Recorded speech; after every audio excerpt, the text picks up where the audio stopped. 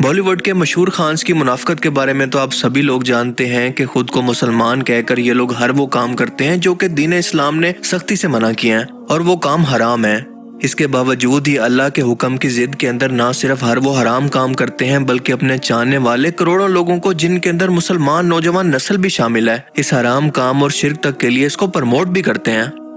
جی ہاں، شرک کرتے ہوئے، مورتی پوجا تک کرتے ہوئے ان لوگوں کو مندروں کے اندر دیکھا جا سکتا ہے۔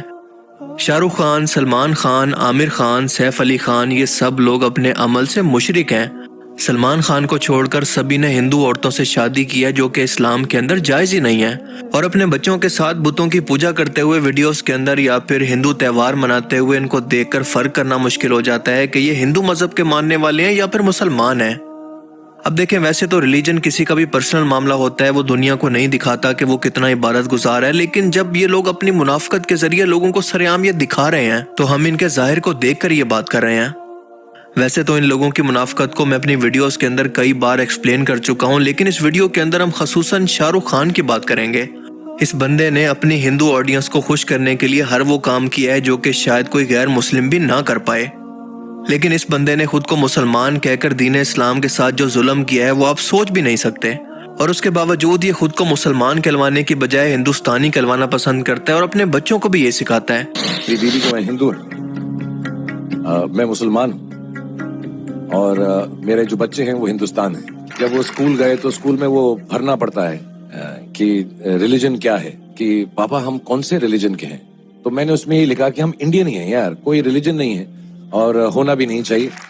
اس کے علاوہ ٹائم ٹو ٹائم یہ اپنے بچوں کے ساتھ بتوں کی پوجا کرتا ہے۔ اس نے ہندو عورت سے شادی کی ہے، جبکہ اللہ پاک قرآن کریم کے اندر واضح طور پر یہ فرماتا ہے کہ اور تم مشرک عورتوں سے نکاح مت کرو جب تک کہ وہ ایمان نہ لے آئیں، سورہ البقرہ آیت 221۔ پر ہم دیکھتے ہیں کہ یہ بندہ اپنی فلمز کی کامیابی کے لیے مندروں میں جا کر نہ صرف ماتھا ٹیکتا ہے، جس کو شرک کہتے ہیں، اور اللہ کی نظر کے اندر یہ ناقابل معافی جرم ہے، کیونکہ اللہ فرماتا ہے کہ بے شک اللہ تعالیٰ شرک کو کبھی معاف نہیں کرے گا، اس کے علاوہ جو کچھ چاہے گا، جس کو چاہے گا معاف کر دے گا، سورہ النساء آیت 48۔ اور صرف یہی نہیں بلکہ آپ جانتے ہیں کہ ان لوگوں کی شوبز کی لائف کے اندر فحاشی اور شراب پینا بالکل ایک عام سی بات ہے۔ اب پہلے تو یہ فحاشی اور شراب نوشی کا کلچر ان کی پرائیویٹ پارٹیز اور خاص ایونٹ تک ہی محدود ہوا کرتا تھا، لیکن اب اسلام کی مزید بدنامی کروانے کے لیے شاہ رخ خان کے ساتھ اس کے بیٹے نے بھی باپ کے نقش قدم پر چلتے ہوئے یہ ذمہ داری اٹھانے کا اعلان کیا ہے۔ شاہ رخ خان کے بیٹے کا نام ہے آریان خان، اور اس نے کچھ ہی سال پہلے یعنی 2022 کے اندر اپنی خود کی ایک وسکی یا پھر ایک شراب کی باقاعدہ برانڈ لانچ کی، جس کا نام ہے ڈیول انسیپشن، اور اس وسکی کی پروموشن کے لیے جگہ جگہ پر شاہ رخ خان نے باقاعدہ ماڈلنگ بھی کی اور اس کی پروموشن کے اندر خود حصہ لیا۔ نیو یارک ورلڈ اسپرٹس مقابلے کے اندر اس نے best of all scotch, best of class اور best of blended malt scotch whisky کے ایوارڈز بھی اپنے نام کیے۔ آپ ذرا اندازہ کریں کہ وہ شراب جس کو اسلام کے اندر سختی سے حرام کہہ کر اس کو پینے سے منع کیا گیا اور اس کو ام الخبائث یعنی برائیوں کی ماں کہا گیا ہے۔ اس کے علاوہ قیامت کی چھوٹی نشانیوں کے اندر اس شراب کا بھی ذکر ہے کہ قیامت کے آنے سے پہلے یہ جگہ جگہ پر بالکل عام ہو جائے گی، اور اس کو جگہ جگہ پر کسی جوس کی طرح یا پھر کسی ڈرنک کی طرح پیا جانے لگے گا۔ آج ان لوگوں نے اسی کلچر کو انٹروڈیوس کروانا شروع کر دیا ہے، کیونکہ یہ لوگ کھلم کھلا اللہ کے اس حکم کو مذاق بنا کر اس کو بھی بیچ رہے ہیں اور اللہ کے حکم کو چیلنج کر رہے ہیں۔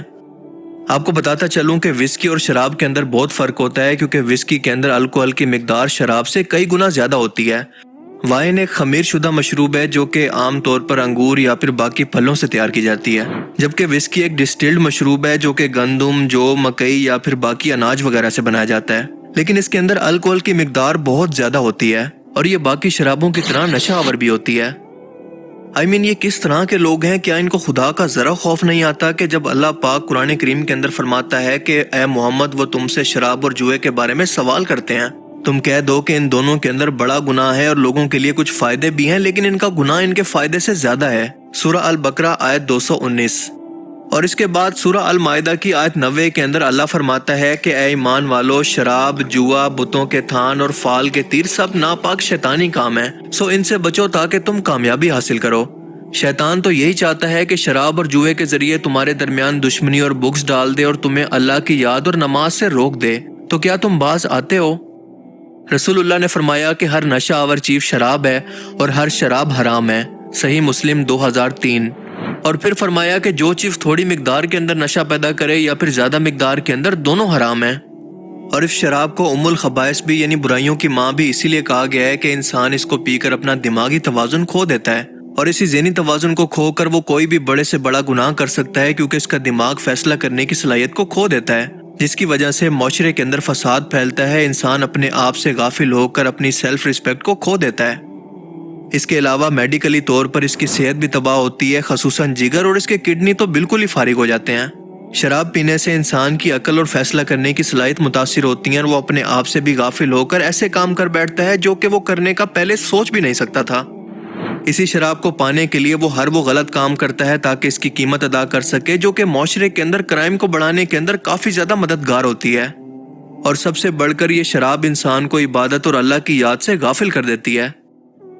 آج ان لوگوں کے عمل کو دیکھ کر ہم صرف یہی کہہ سکتے ہیں کہ یہ لوگ صرف نام کے علامتی مسلمان ہیں، اور صرف اپنے نام کے ساتھ انہوں نے مسلمان اس لیے باقی رہنے دیا تاکہ مسلم معاشرے کی سپورٹ نہ صرف ان کو بلکہ ان کے بچوں کو اور ان کے بھی بچوں کو ملتی رہے۔ باقی اس کے علاوہ ان کا کیا گیا کوئی ایک کام بھی ایسا نہیں ہے جو کہ مسلمانوں والا ہو، جو کہ اللہ اور اس کے رسول کا حکم ہو۔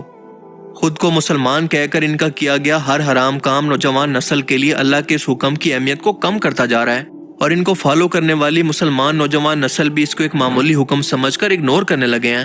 انہی لوگوں کے پروموٹ کرنے کی وجہ سے ہندو مسلم شادیاں اب ایک ٹرینڈ بن چکی ہیں، اور یہ کوئی معمولی بات نہیں ہے بلکہ ایک نئے ہندو معاشرے کی بنیاد ہے، جن کا صرف نام مسلمانوں والا ہے جبکہ ان کے تمام کردار ہندوؤں والے ہیں۔